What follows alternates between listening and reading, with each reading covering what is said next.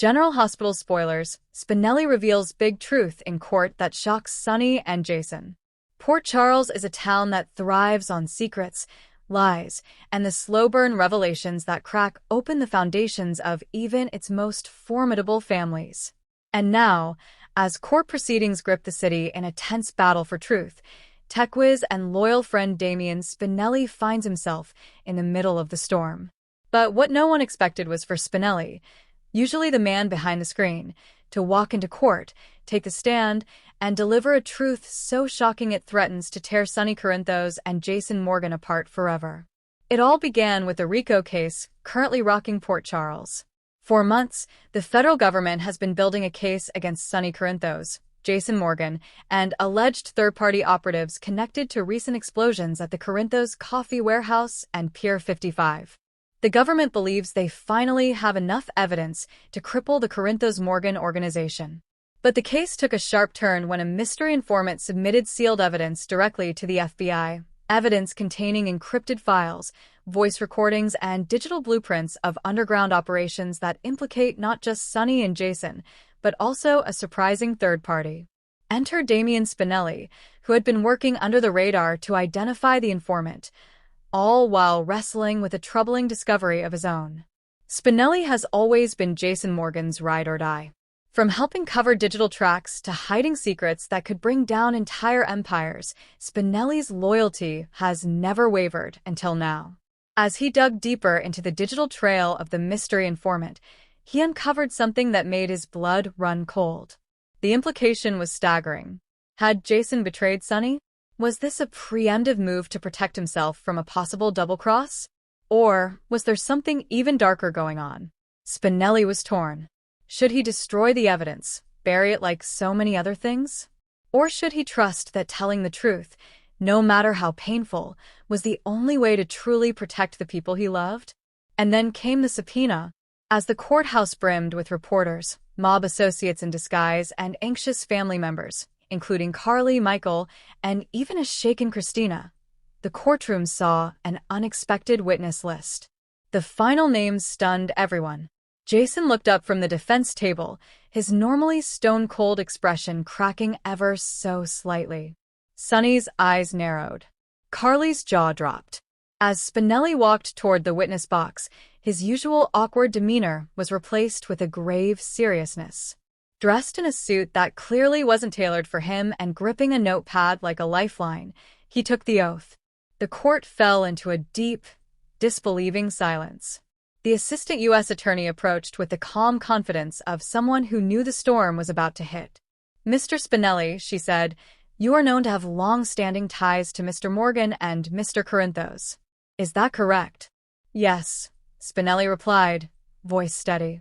"They're my family. Yet today, you are testifying against them.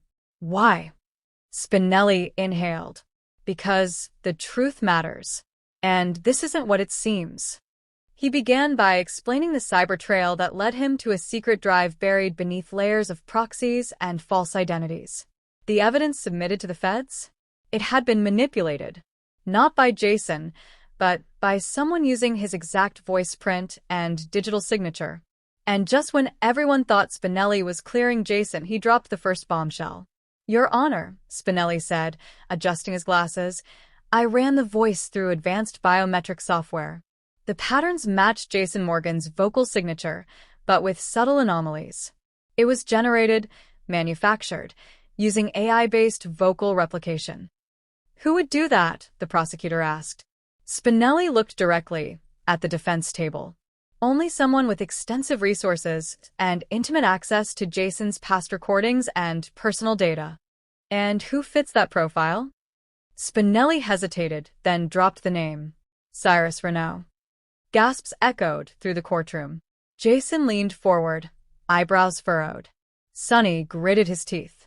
Spinelli explained that Cyrus had been working through a digital proxy and, more disturbingly, had accessed data from a defunct WSB black site once used to house records of former operatives. One of those operatives?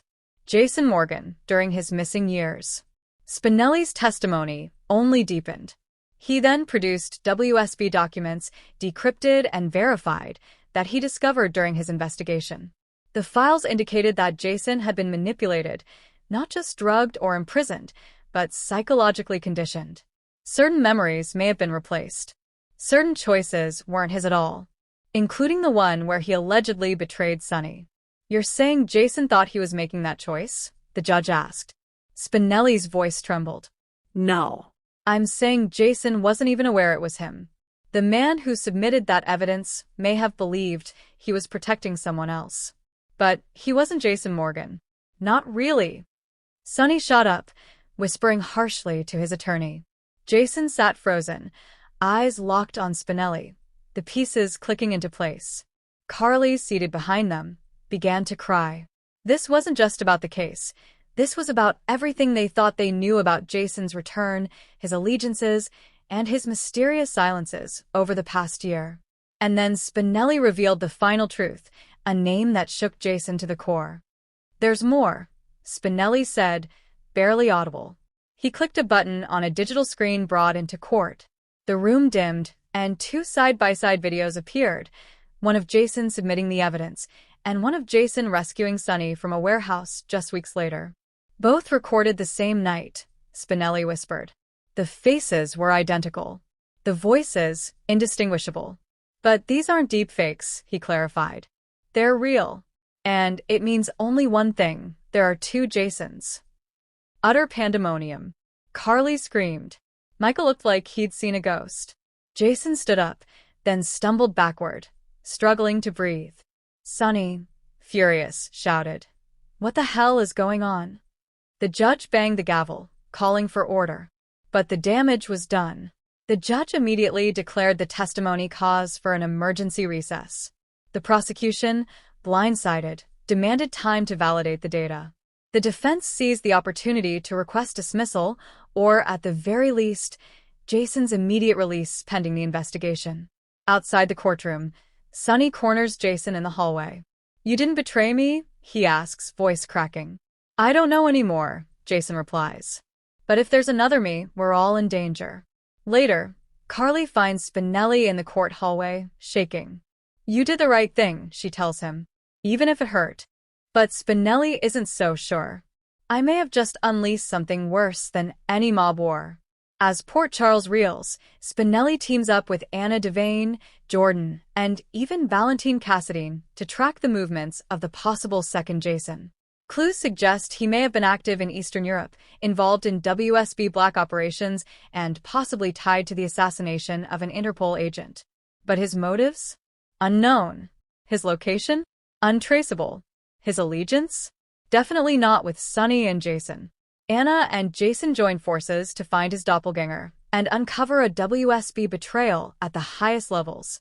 Carly and Sonny struggle to rebuild trust after learning how close Jason came to being used as a weapon against them. Spinelli is approached by a mysterious figure who warns him to stop digging, or risk losing Georgie. Dante begins investigating a Project Phoenix buried in WSB archives, one that could explain the existence of not just a second Jason, but possibly multiple clones. A final scene shows the second Jason watching a news broadcast about the court chaos in a bunker somewhere deep in the Swiss Alps. He turns to a figure in the shadows and says, "They know now." Initiate Phase 2. Spinelli's courtroom confession has set off a chain reaction that not even he can control. Loyalties are being tested. Lives are in danger. And with the revelation of a second Jason, Port Charles may never be the same. Stay tuned. The truth has only begun to unfold.